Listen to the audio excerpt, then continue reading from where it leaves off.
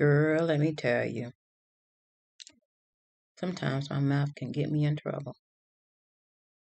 Or, on the second hand, is it preparing me for something better? Let me tell you about this story. I started at a job many years ago, and my boss answered to two more bosses. The boss she directly answered to, she was known as the office bitch. She didn't care about anything you had going on personally. She didn't even care if you ate lunch because I was new at the company and she had me doing every little thing. I was doing retirement estimates. I was the office secretary. Um, I did every little thing. Like, I kept track of suspenses. I was maintaining the files. You name it, I was doing it. So this one day, my boss's boss called me on the phone and told me to get to her office immediately and take over for somebody answering the phones. Now, mind you, was an office that had like 68 other people in it, and I was the lowest on the totem pole.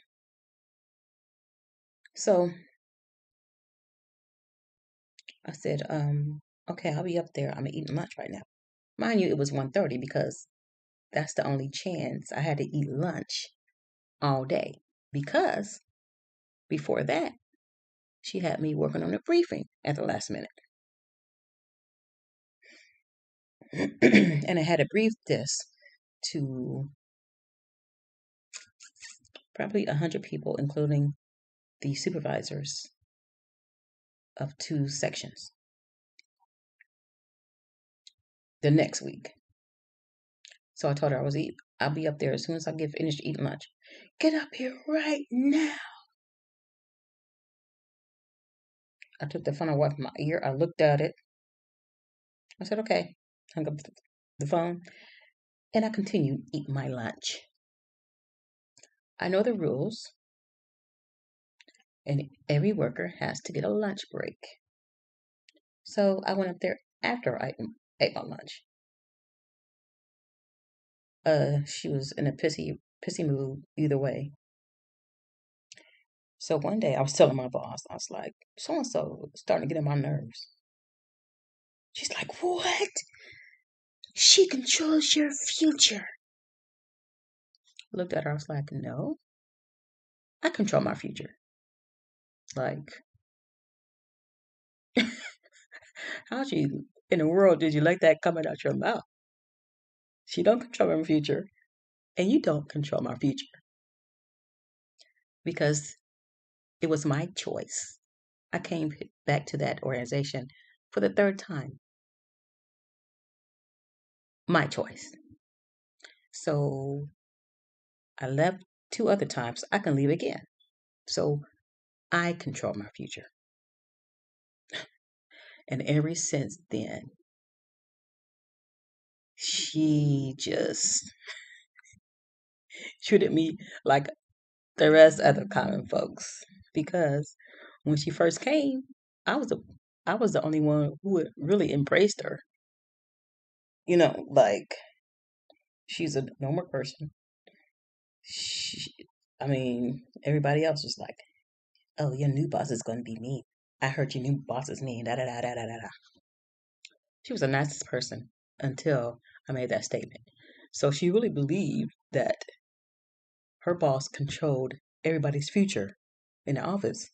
I was like, "Whoa, people really think that way?"